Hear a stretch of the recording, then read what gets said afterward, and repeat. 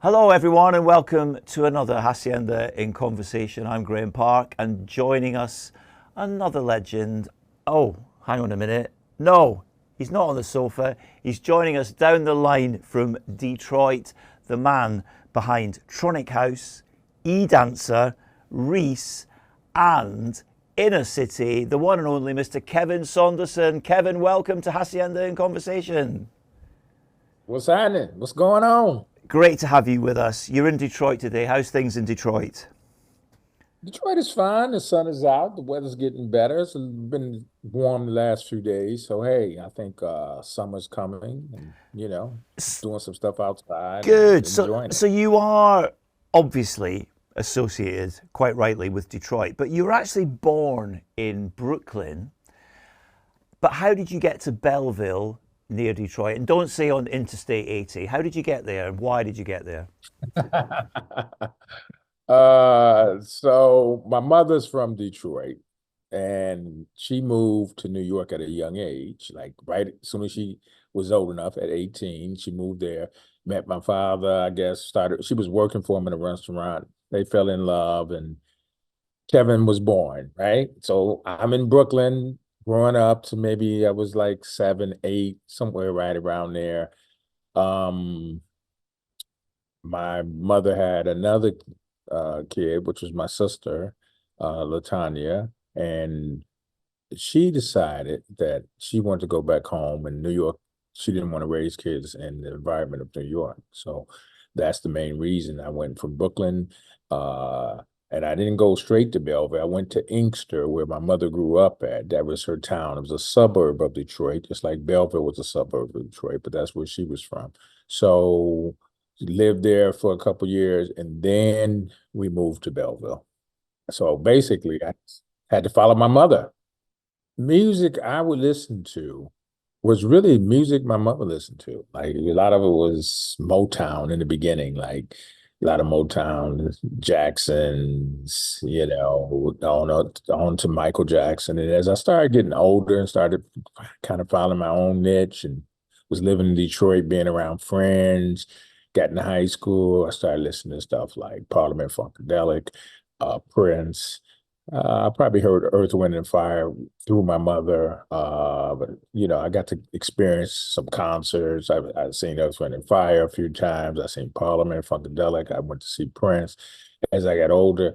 And then I would go back to New York to visit, because my father stayed in New York pretty much and just kind of commuted, but he was in New York most of the time. So, New York, as I was getting older and going back like 79, 80, stuff like that, those years, 80, 81, in the summertime, I was listening to a lot of disco and music like that, uh, Kiss radio and stuff like that.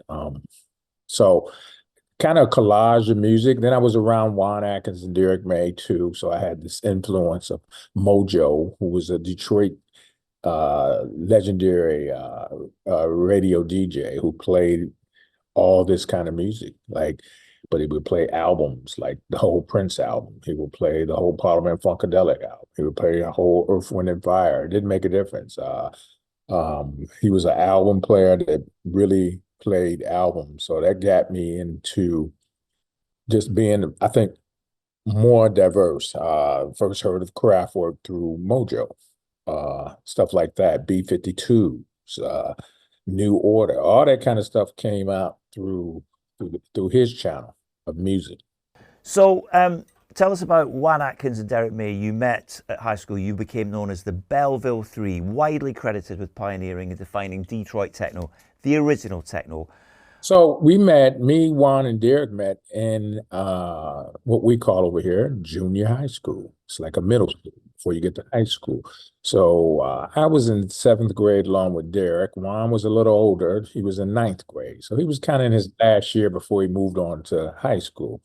So he was older than us, but I met Derek on the football field along with Juan's brother, Aaron Atkins. And Aaron was the connection for both of us meeting Juan because in Belleville, there was only a handful of black people living in Belleville. That's the first thing. So we kind of just kind of hung out with each other more or less.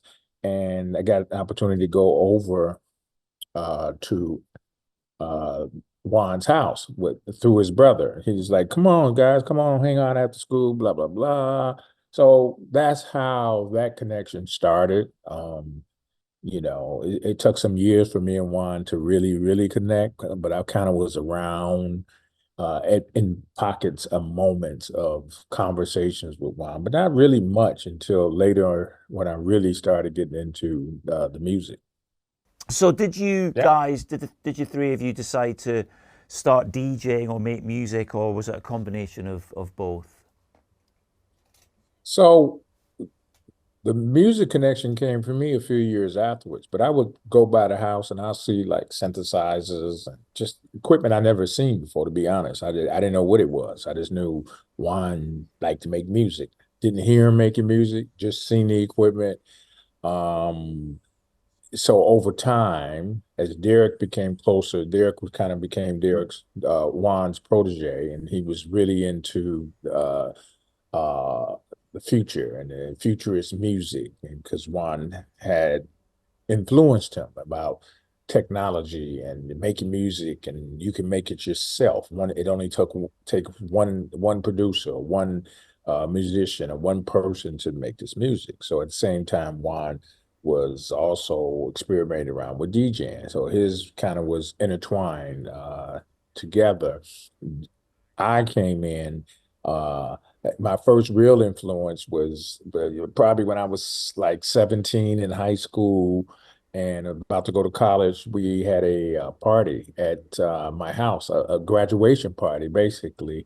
And Derek had moved back to Detroit, and Juan was he was he was off doing his own thing. Actually had music out too at the time. His first records was coming out like 1981, 82, but he was already out of high school. So we had no connection. I just hear his records on the radio and I was proud that I just knew this Yeah, guy, you know? Um, so Juan and Derek said, "Hey, let us DJ your graduation party at your house." Because my mother had moved. So we had this whole big house in Belleville great. that with no furniture almost in it, just a big house, right? So we gave a party. Juan and Derek, whatever they did, set up the equipment, and they played this party, which was quite amazing because all these people from Detroit that I didn't know was at this party with this like certain type of swagger about the music. Yeah. Like we know about this. This is the future. And then we had the kids and friends from Belleville, the graduates, at this party too. So I was just blown away just to hear all this great music. Some of the music I heard, some of the music was disco, some of the music was very electronic. When I say that, um, it could have been Kraftwerk, definitely Juan's music, which people just went crazy for because it was getting played on base radio here. And then so they were DJs. Juan was making music. We lost each other for about a year and a half, should I say, especially me and Derek, because I wasn't really close to Juan. Okay. Um, Derek moved to Chicago. I went to Eastern Michigan to play football. So at this point, I'm still not a music maker. I'm not in the music game, but I'm being influenced by New York because I'm going back to New Yeah. York in the summer. Hearing people like Larry Levan play at the Paradise Garage. So I probably went there 3 or 4 times at least, and New York radio. And now, with me and Derek reconnect this year and a half later, we're talking about 82. It's kind of like techno's going, but also house music from Chicago. So, and he's trying to explain to me about, man, I'm hearing Ron Hardy and this guy's Frankie Knuckles. They got this show on the radio, and we just keep it in contact. So, and I'm telling him about New York. Yeah, I'm hearing Larry Van. So what? I'm thinking I know I'm hearing the real stuff, but at the same time, Derek's hearing innovative movement along with Juan's the only one really from Detroit making music at that time. So Derek moves back to Detroit, and I'm listening to the radio. I don't know he moved back, but I'm listening to the radio and I'm hearing Time to Jack and stuff like that from Chicago. And then I'm hearing Juan's music mixed in and this kind of crazy mixing going on. But, it was different than I heard like Larry Levan. Larry Levan was smooth, played records for a long time. Just, that you just, that's how it was. So I found out this was Derek on the radio. Wow. Didn't say his name. It was Derek playing this music. So he had this energy and was inspired between Chicago and what Juan was doing. So that led to Derek wanting to make music as well. And then I started hanging around the guys when Derek came back, people like Eddie Folks, Blake Baxter, Juan a little more, because I was sucked into this vacuum of inspiration, should Yeah. I say. And uh, so I just was around guys. So every time I get a chance to get on the tables, like I was hanging out with these guys that Derek introduced me to, Art Payne and Keith Martin, I would just try to mess around. But of course, I didn't know what the heck I was doing. But I could at least listen to music and play it and maybe try to mix, but I really didn't know how to mix at the time. So I was at their apartment and I was looking at this pamphlet and it said, learn how to mix. It was a mixed seminar, believe it or not. It was a mixed seminar because, guys, they didn't spend time trying to teach you nothing. We all the same age. Juan is too busy thinking like he ain't got time to waste his time with us youngsters when he don't even have a vision for us to make music in his mind. He don't even see that. Kind of caught him off guard, I think. But anyway, I see this pamphlet, learn how to mix. So it was in Ohio. I do remember that. It wasn't New York. It was in Chicago. It was in Ohio of all places, which is it took me about an hour and a half, 2 hours to drive there. I went there for 2 days, paid my whatever, $40, and learned some key elements. I learned about belt drive turntables, about the 1200s, direct drive. I learned how to count BPMs, and left out of there with a bunch of knowledge that inspired me to go out and get my own tables, which was belt driven because that's all I Yeah, could of course. afford at the time. It was a start. So that was kind of my start into the music world on saying, like, I'm gonna find a way to find my path. And I was so inspired by it. All I did was practice, practice, practice, And, practice. So that kind of was the first stage for me. and then how did you make the leap from playing other people's music to making your own? I mean, you mentioned seeing all these synthesizers at Juan's place.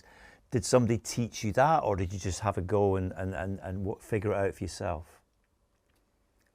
Well, being around, hanging around the guys, Derek, Eddie Folks, all of us, you start learning about the tools, drum machines, DX100, which guys didn't have a lot of money, a sequencer. You start understanding, like, okay, this is how this works. And then I had a brother who was very much a futurist in technology, and he knew about all this stuff way before, because he was like the road manager for Brass Construction, Sky, tour manager, should I say. And even though they were a live band, he was very advanced on technology and where music was going. So as I started learning, like, okay, drum machine, what does that do? Okay, it plays drums. Okay, well, how does that link up with the keyboard? How do I make music through sequences? So I asked a lot of questions. I read a lot of books, even though a lot of the books wasn't written very Yeah, well. yeah, And then being around Derek, you'll watch and see people do stuff, make patterns, and then you get a chance to get on that drum machine. You try to do the same, and then eventually I was able to afford my own. And I started taking it to, because at this point I'm DJing, whatever, a year later, and DJing small little parties, but I'm still DJing, so I'm taking this 909 to my gigs to kind of change up I always felt there was a void in music.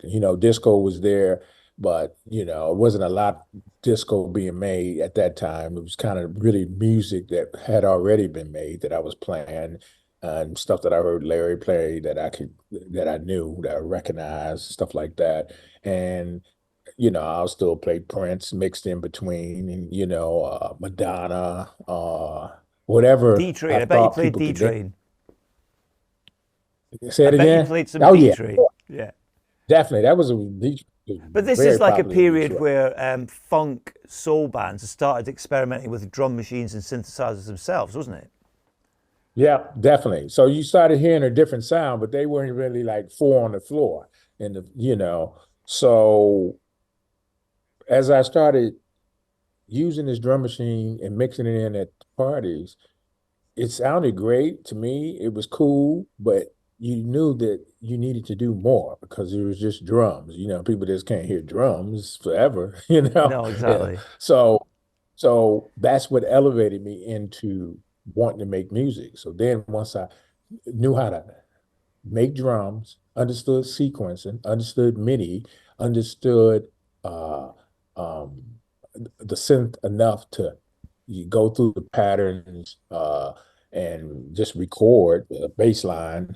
And that's how I started. Just started working on bass lines and drums, and it just led me to more knowledge. And after a while that becomes boring at the time, so you just learn more how to make your own Yeah, sounds, so how so to. you're learning as you go along. You're making mistakes. You're working out what you're doing wrong, and developing your own style and your own sound.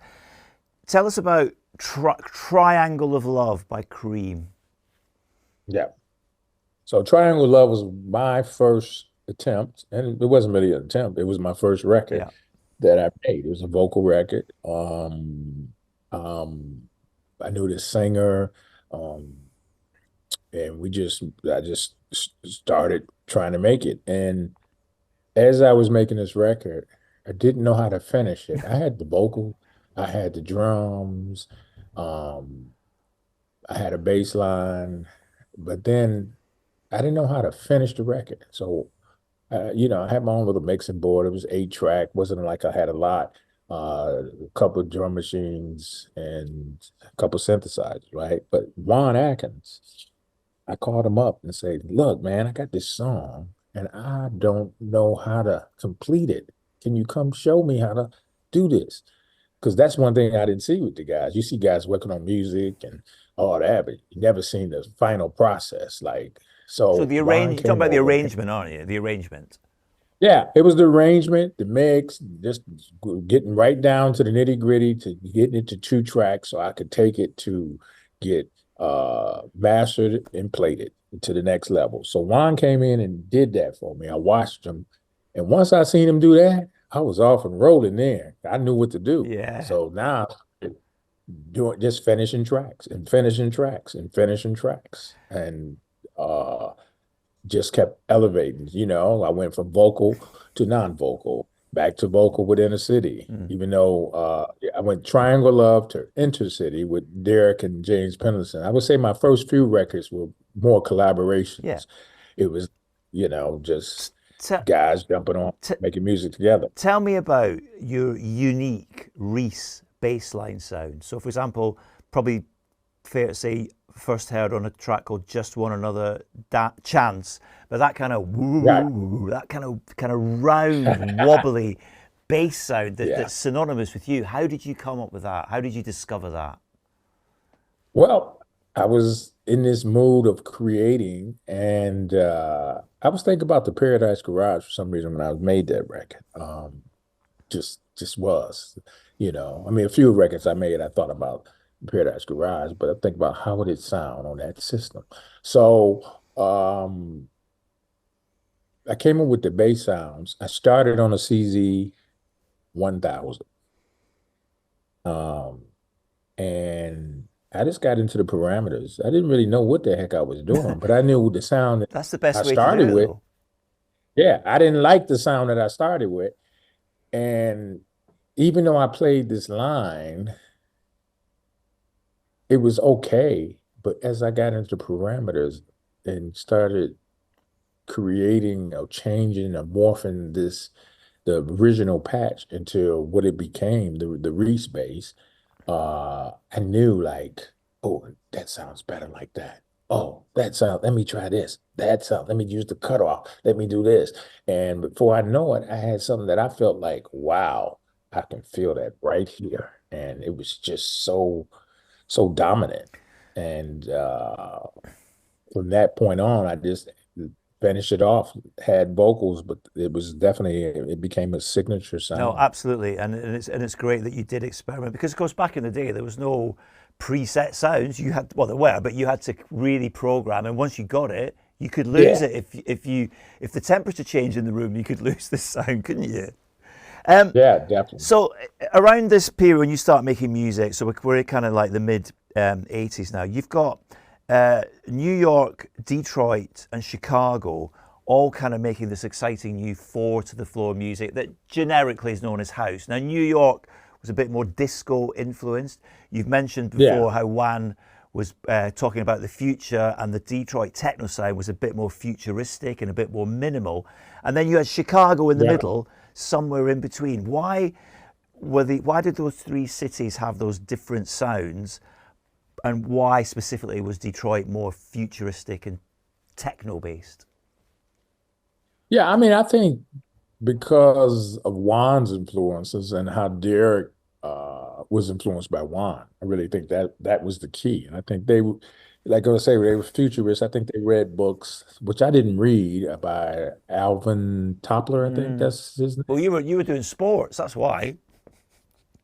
Yeah, I was definitely doing sports. I But mean, even though I love music, I missed that boat, but I caught up somehow. But as you know, my sound kind of was a crossbreed of it all. was. But You but know, what did you think when over in New York a certain Mr. Todd Terry got hold of the sound. the sound I and was turned it like, into this back to is, the beat? What did you think when you heard that? I was pissed. I say, this is some bullshit. How you gonna take my sound and recreate another record with it? And so I just what I did is redid the same thing to You his you record. did And back to the we beat with both the had the sound. record out at the same time. I mean, I just re-edited what he did on my off of my own how I felt it should be, and then put it back out, Well, with the car. Well, can I just tell you, as a young DJ in the UK at the Garage Club in Nottingham, um, hearing having all three of those records was like, wow, this is like, it's like Reese, Todd Terry, and now they're all together. It was so exciting for me. It really, Yeah. really was. But according to Todd, he didn't know what he was doing. He was just messing about because he did the same with House Music Anthem, Marshall Jefferson as well. Right, And he says, I right, didn't mean right. to offend anyone. But you're all friends now, aren't you? It's all worked out in Oh the yeah, end. definitely. We laugh about it, and it was just an important part of how music grew. And I know you said that Derek spent some time in Chicago, but I've heard that the connection between Chicago and Detroit was quite strong, and that both cities, the people who make the music would visit each other and swap equipment and lend equipment. Surely that must have influenced the output as well.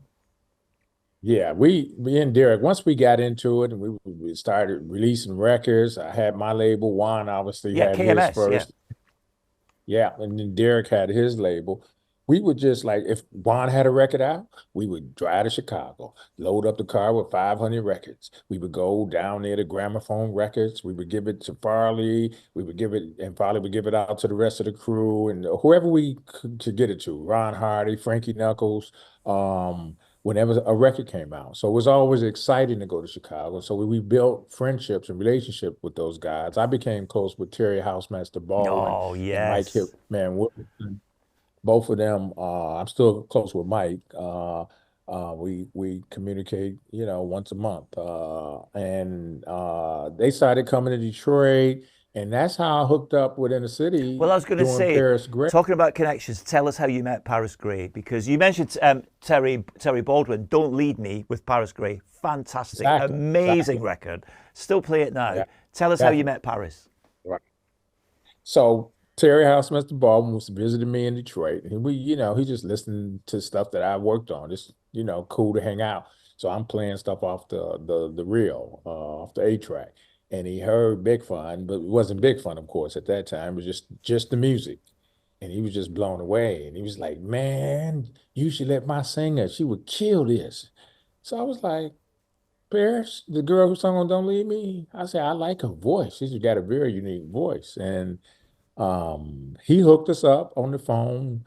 We talked. I gave her some vision. I said, you know, I'm all about keeping everything uplifting. Yeah. I don't really want love songs. I don't want stuff about sex.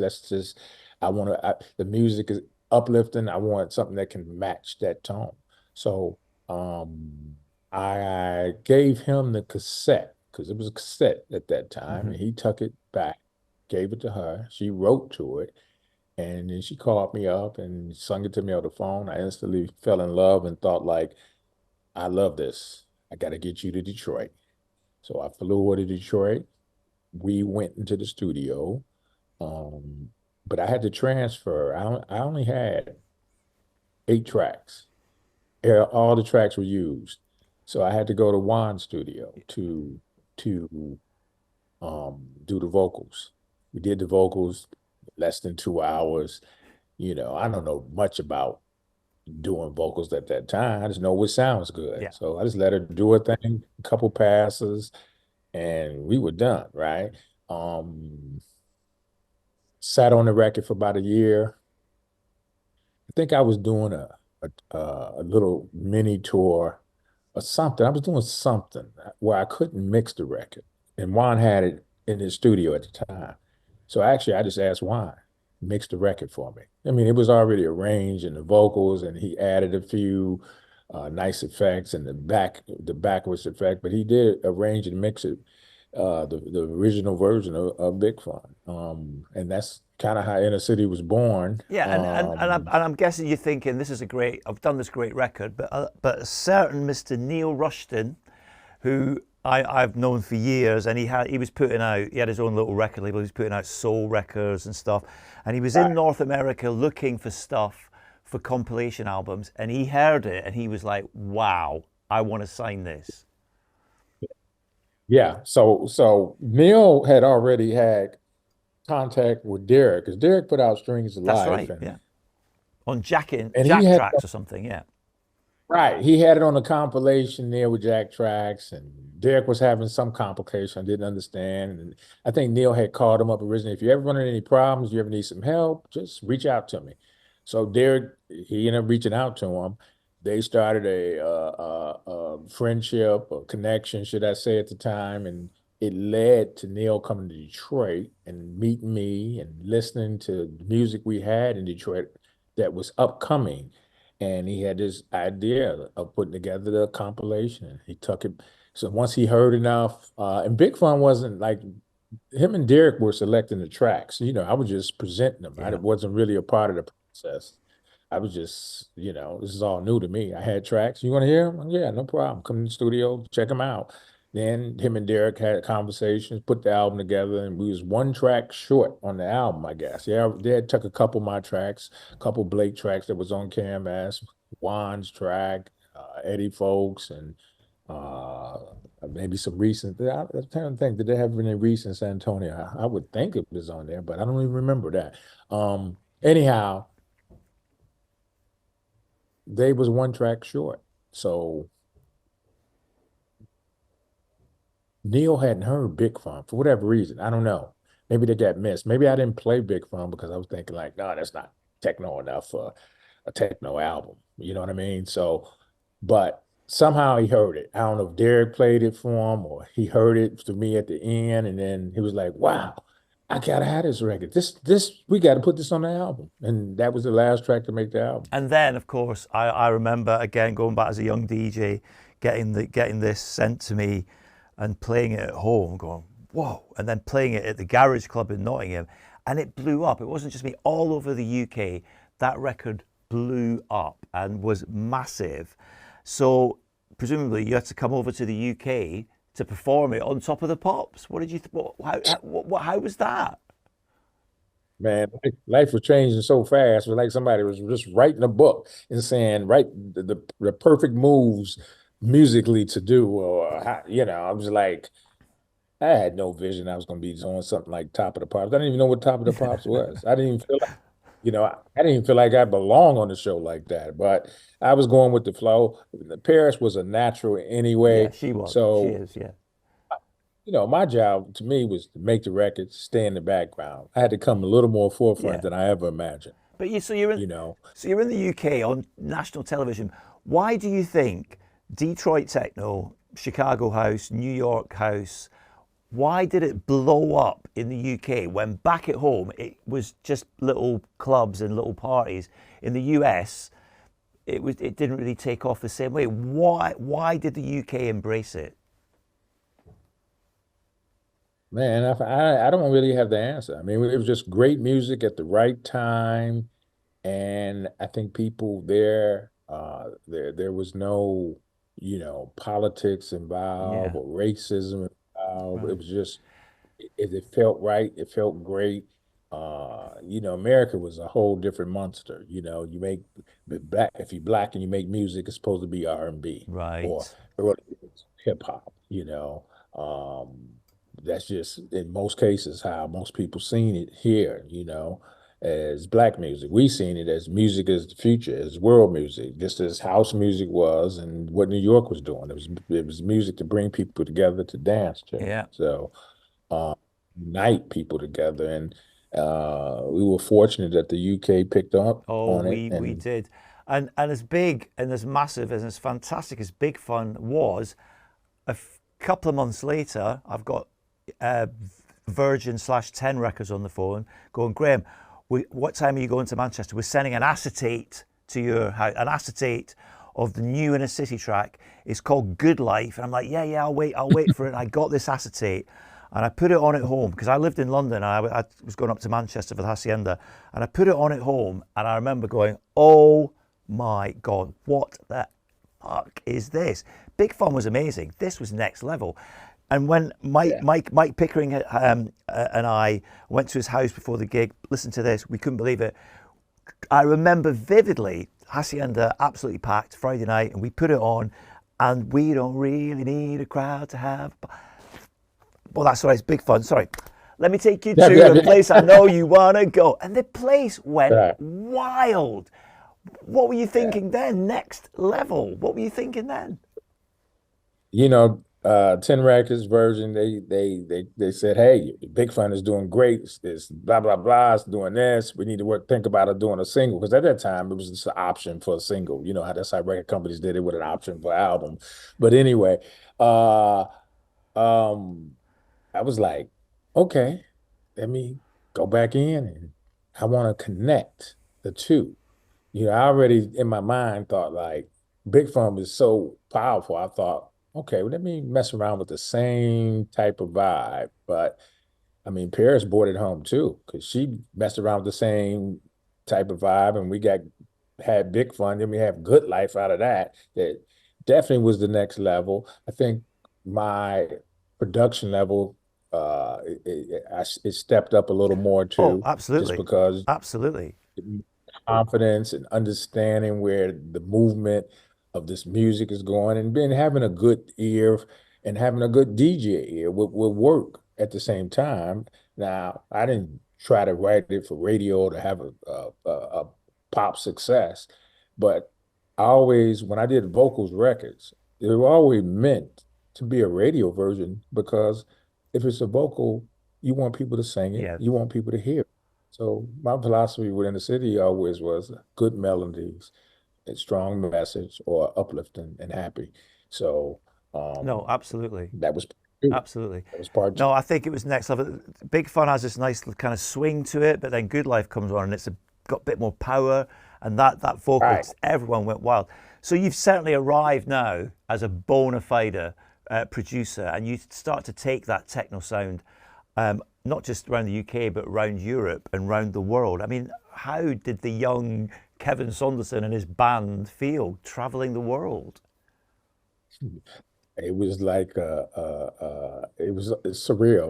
It wasn't even real. It was like, am I really doing this? But we had to learn how to perform the music. I had to take a band out to perform music with me.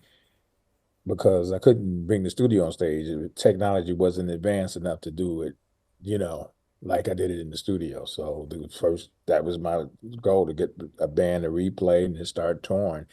It was great. I mean, I was doing shows and had fans, and I remember doing a show in Liverpool, and all these women were chasing the bus and screaming. I was like, not the Beatles. I'm not Michael Jackson. It was just so bizarre. I mean, really. But and it was some anxiety came with it because I'm doing stuff out my comfort zone that I had no intention on But doing, to be honest. was the plan to just make music and see where it goes, or was the plan I want to be a big star, or is the reality you want it to be somewhere in between? Was there a I was plan? doing I was doing what I loved doing, making music, and I believed that the music was for the world and it would change the world. That I did believe. I didn't think about being a star. I never thought about being a star. Never thought about having hits. I just wanted to make great music that sounded good and that I was enjoying and having fun doing. Well, you That was my that was my vision. well you certainly did that. Now, if we just like, oh yeah, sorry, do you remember going to the Hacienda in Manchester? I did go there at least once or twice. So I did go there, and when I first went, I swear it was like sometime in '88, Yeah, that was that and was that was when it all really rose to the yeah, top and went wild. Thanks to records, it was a thanks to your special time. records, thanks to your Yeah, records. it Um, was sorry, one second. Diaz, your cat, let him in. Sorry, that's right. it's cat Cats, outside. Get in. techno My son just came home, so I'm letting techno cats. him. Definitely. Um, let's kind of fast forward a bit. Yeah. So I mean, like throughout your career, Inner City kind of did its thing. You had some albums, other singles. I mean, loads of great singles. Pennies from Heaven, still a big song for me. But you've always carried on making music. Like E-Dancer more recently has been kind of the harder side of techno. I Yeah. I still love digging out old Reese stuff. I still think it sounds great. Um, but Right. Right. but then you kind of Inner City came back suddenly out of the blue with your son. Now, what's it like? I've got a 19-year-old son who's making music, techno, by the way, hard techno. He's very good, um, Okay. and doing a bit of DJing. But at the Right. moment, I can't imagine working with him. But what's it like working with your son, Dante? So as Dante started developing, should I say, first of all, I never pushed him to make music. Neither one of my boys. Two of them make it, but Dante's like at the like really like stuck in. Um, so when I first he told me like he moved with some friends and said, Dad, I'm moving out, move with some friends. He's grown, whatever, 18, young. So cool. So whatever, 6 months later, he said, you know what? I started DJing a little and I'm working on music. So I didn't really take it serious. I was like, it's probably a phase he's going through, but cool, do what you do. So he moved back home maybe a year later, and he wanted to be in the studio all the time. I was like, man, you can't mess with my equipment, be in the studio, just messing around. This ain't stuff to play with now. But he kept putting pressure on me and wanting to be in there. And I started letting him, be in there a little, gave him some basic rules and stuff like that. And man, he never stopped. So when I see him always working, it started reminding me of me because I never, Right. when I started, he stopped. So he already was reminding me of me. Then as he started developing, maybe 8 months to a year later, a year and a half, he started sounding like me. I kept saying like, that sound like me. In my mind, I wouldn't say hit it to him, but I said, that remind me of me. So it was a track he was working on. It was called Good Luck. Good Luck. Uh, and it sounded so much like Inner City. I said, son, I said, this sound like me. This sound like Inner City. Somehow you got that vibe in you. So I say we should release the record together, partner up. Let's just see how it go. And that's kind of like that was the beginning phase of us working together. So through time, I decided to do this reunion type of show here in Michigan. But Paris, she wasn't singing no more. She was dealing with family stuff, family issues, and she just wasn't inspired to continue to sing. So we didn't have a singer. So that's part of the reason In the City went quiet. But Yeah, Stephanie, how did you meet Stephanie? I met Stephanie through one of my band leaders, Tommy Onyx, that used to go on tour and kind of was one of my band leaders for Inner City. And because I told him what I wanted to do, but I was like, man, I don't know if a singer can really sing Inner City songs. I don't know anybody here that I feel like that fit in. So Tommy hooked us up. She did a demo, a few songs for me. And I heard her and I thought, you sound good enough where I wanted to try you out. Now, I didn't know like she was a performer. Oh, I just she's a knew performer, all right, yeah. sing, right? So we did this show at Movement and she was just amazing on stage. And that when I knew she could sing, but not only sing, perform, I thought this is a unique element, to add. Because I feel like there's a void. There's not a lot of performances. You had singers that would come on stage, some of them very good speaking to the crowd, but they didn't really do much else, overall, out of all the music that was out. So I thought we should just get Inner City going again. So I just told Dantes, let's start working on some tracks. And I talked to Stephanie, and was it before the pandemic? We were touring pretty heavy. We did like our first serious tour over in the UK. I think we did Glastonbury, somewhere right around 2019, Hmm. 18, maybe 18. And it started hitting different countries, Amsterdam, wherever. There was a good demand because Inner City hadn't did anything Well, in of years. course, it's a And good demand. It's in a city. What do you expect? yeah, But right. but you've done So you've done a that's how oh, sorry. but you've done a few Hacienda events. You've supported Yes, Hacienda yes. Classical at Castlefield Ball, and I think the difference you were talking earlier about learning how to use technology, but then when Inner City went on tour, you had to get a band together. But of course, technology now means it's just the three of you on stage, and you can do lots of stuff. That must make it much easier to tour. Definitely, definitely. Because you can be insane. Me and Dantes, we just need to control the music. And Stephanie, she knows what she's supposed to sing and she does her thing. So she actually takes pressure off of us because we just make sure that flow good and she gonna do her thing and we know we gonna be all right. The biggest challenge is, sometimes you get crowds that could be older that want to hear it exactly like they used to Oh, hear tell it, me but about it. we Tell me about into the it. future. We still futurists, but we try to use a combination where it's moderate enough for Yeah. a younger crowd, but it still can connect to the past No, and make sure we keep the main riffs, no, stuff exactly. like that. You can't So keep doing the same thing your entire life. You've got to develop, and you've got to move on.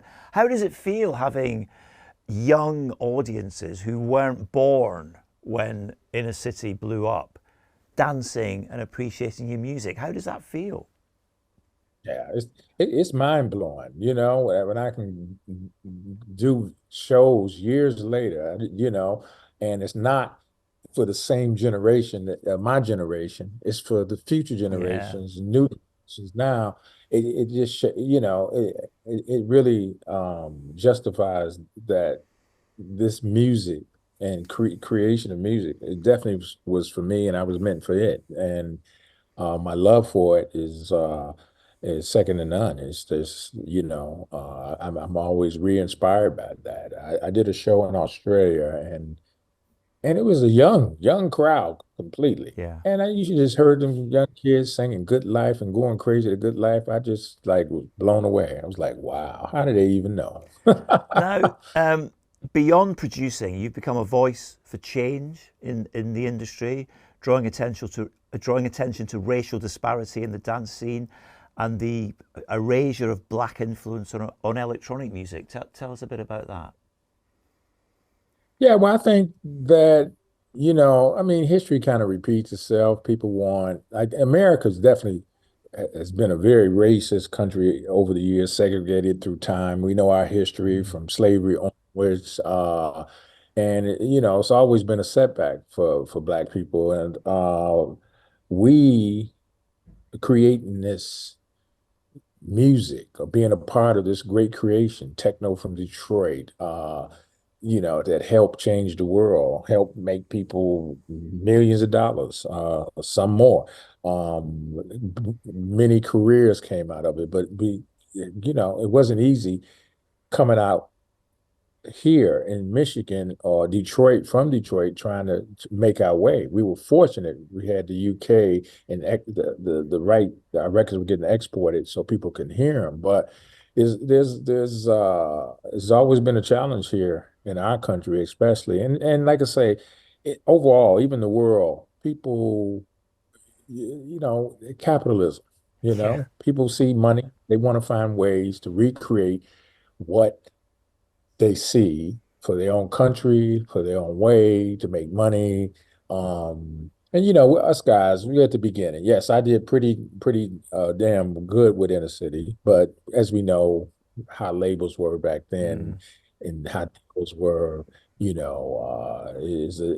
was a shrewd business, even though, but that was the business. So everybody kind of fit into that format. Um, and now today, when I look at it all, I see, a lot of credit will go to Europeans about this music because, I mean, we're Black, okay? Let's be honest.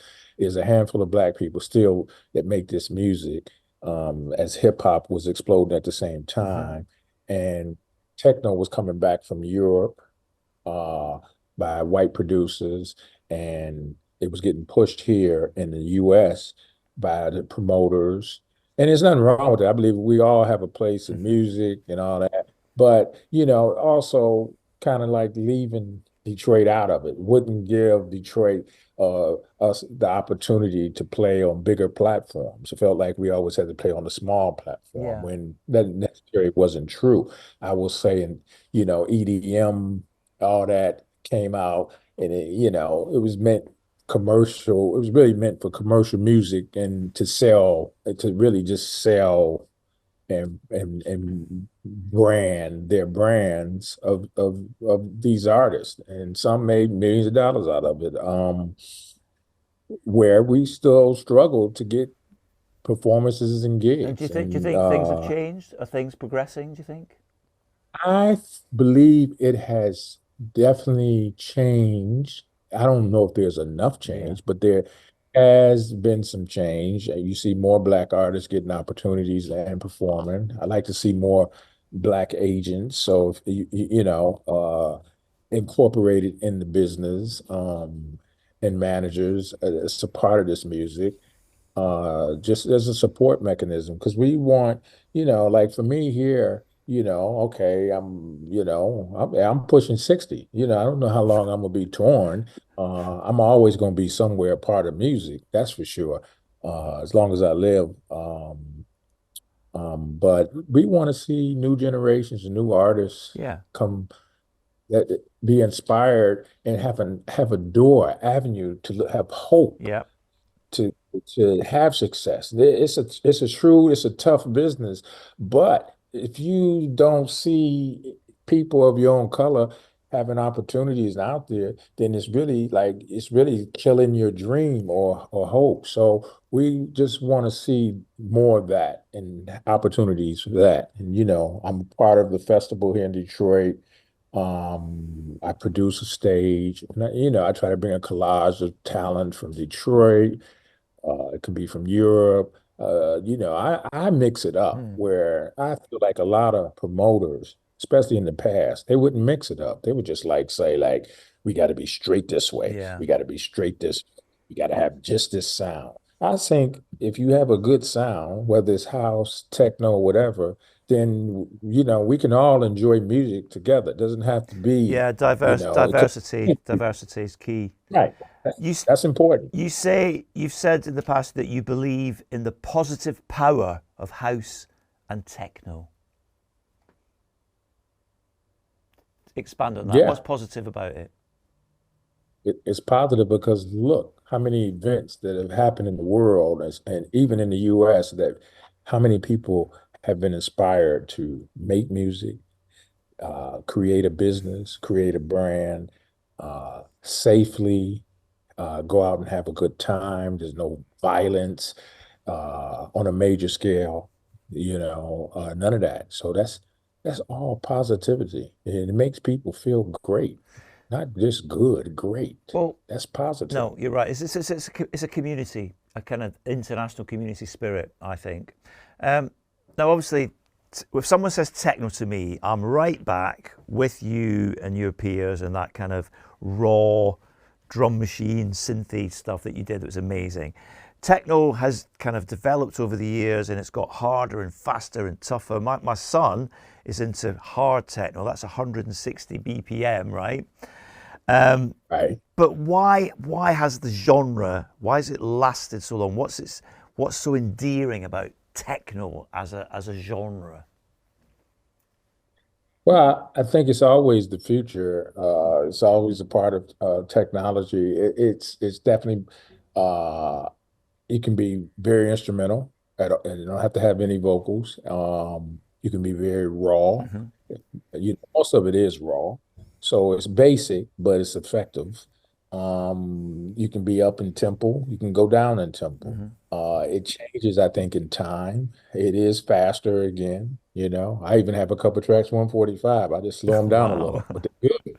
But they're good tracks, so I say, okay, I just slow it down a little. So especially when I'm playing like a techno set. Uh, So, so talking of playing sets, what's your preference, club or festival? If you had a choice to do one or the other, club or festival? I say still club. Yeah.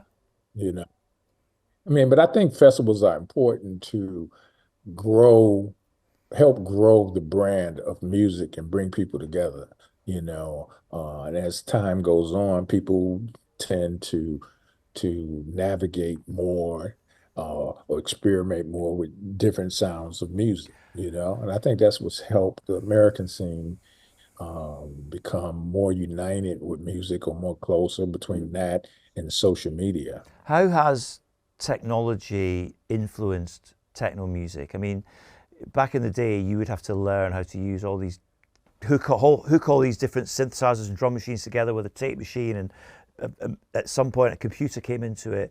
Of course, now laptop, open it up, everything on there. How has technology changed how people make music? I would say they looked at what worked in the past, and now you have simplified ways of creating and helping producers or new songwriters um, by giving them tons of sounds, loops, synthesizers. You can have 50 synthesizers and you don't have to spend a lot of money at all. Where back in the day, if we could afford one or two synthesizers, we would it has learned how to create plugins that get kind of if you want to get saturated tape or have a certain sound, a more analog sound. But you can also be very much into the digital world. It is you can have 50 drum machines if you want. You can have choices, more economical, and you can definitely do it all on a laptop. Is there too You much? can do it all. Is there too much choice though? In my opinion, I say yes, because I know where I came from. Yeah. I know you only need the basic elements to get maximize what you can get out of it. So, And a lot of times so what's that doesn't happen. so what's more fun, taking some old synthesizers and some cables, or getting all the latest tech? What's more fun? Okay, say it again. What's What's more more fun, fun? getting all your old synthesizers and cables and trying to get everything to work together, and and oh my God, this knob's not working, this fade is broken, or getting all the latest plugins and working with that? What's more fun and what's going to give a more creative output? I don't know if I got the right answer for There's that no or right that. answer. I think There's the Kevin Saunderson answer. I think it's what you do with what you have and knowing how to balance and control it. I mean, yeah, getting the cables. The good thing about cables, you learn how to plug your own shit up. You learn how to hook it up. You learn how to. Sometimes that was a part of my creative process. Like if just getting all my stuff hooked back up nicely. Sometimes, the studio could be a little messy, trashed, whatever, cords unplugged, equipment got to plug up. Sometimes that was just like the beginning stages. Okay, the mental state. Let me start getting myself in a creative mode. Okay. Uh, Sometimes would help. So With computer, I think it's a little different because you just got a bunch of different. You can get one tool that you like, wow, you blown away, and you just want to mess with it forever. what advice would you give to someone who's starting out who wants to make techno? Um, what advice would you give to a young up and coming producer? And I'll get my son to watch this as well. Right. I just say, love what you do, work hard at it. You're gonna run into some roadblocks. You're gonna run into some struggles, but it can't come easy. So keep mastering the craft and master the tools. Don't try to master too many tools at once, Mm, you know? that's very good advice. Um, Yeah. what are you most proud of looking back over your long career? What are you most proud of? Apart from children, Um, apart from children. I say the the fact that I could have a vision and create something and see it come to life and been doing this for since 1982, Yeah. basically. To be able to see this pass through generations and through my whole career for all these years. I mean, I think that's a very significant, and it's hard to achieve that and be considered this one of the creators of a new genre movement Yeah. that's the world. Yeah. I mean, And what that's hard to beat. what's the biggest lesson you've taken in life? Now you said you're approaching 60. Looking back, do you have any regrets, or what have you learned that you wish you'd perhaps known when you were a younger man? Um,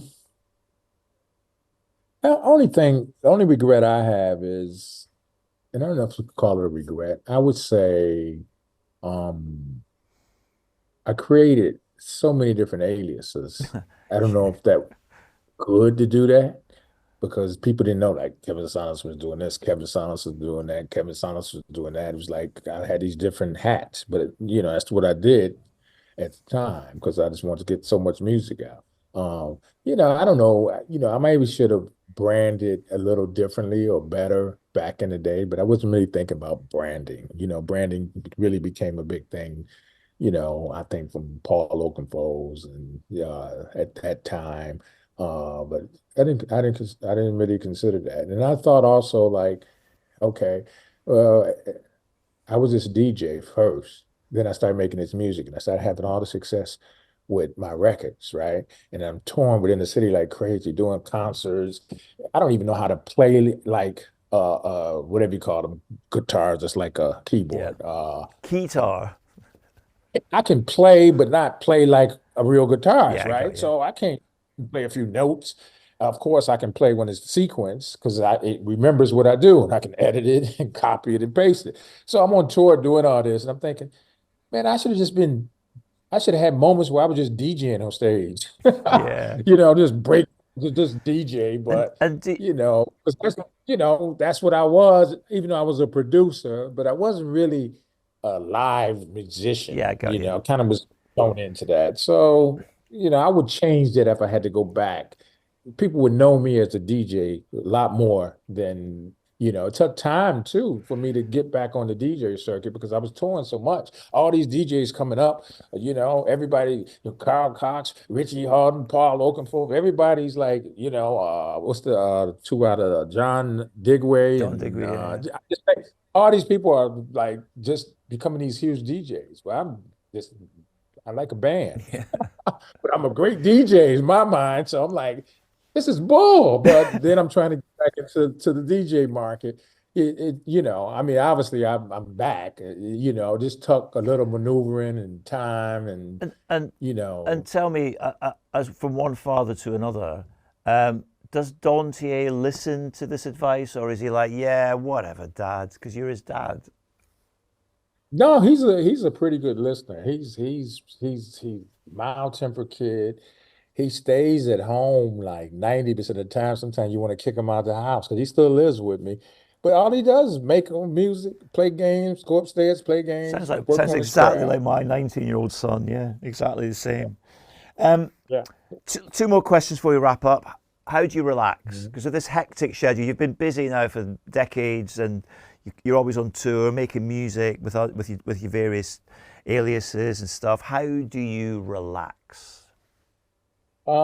I do stuff like I go fishing, I go skiing sometimes. I play baseball. That's my most relaxing time, even though sometimes it hurts my body. But I play baseball. I spar, I box. I do stuff that I enjoy doing um away from music. And like when I'm in the car, I listen to sports radio. I don't listen to music Yeah, unless I want to listen to something we worked on to check it for reference and think stuff like that, you think it's know. important to take time out for yourself. Yeah, you got to do that, because if you just go, go, go, go and don't reset and don't feel like you reset, I think you just kind of you don't really elevate. You kind of get burnt out, and then you can have some issues from that. Okay. So Well, one last question that I'm asking everyone that I'm talking to: if you could get a time machine, go back in time, go back to Belleville, and hook up with the young Kevin Saunderson as he's starting his adventure in music and creativity, what would you say to your younger self? Oh, what would I say to my younger self? What would I say to my younger self? After you freaked out at realizing that you're talking to yourself, you both like the young Kevin's like, oh my God, this is me in the future. And you're going, yeah, don't worry, Kevin. And what would you say to yourself?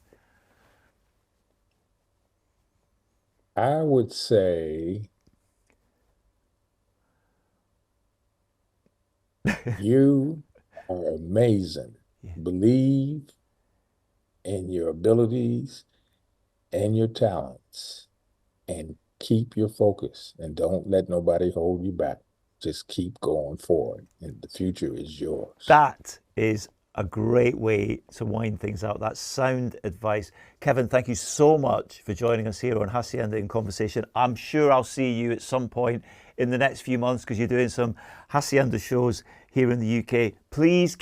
Yes, yes. Please keep doing what you're doing. It's fantastic. Ladies and gentlemen, Kevin Saunderson wrapping up this edition of Hacienda in Conversation, and we'll see you again soon right here.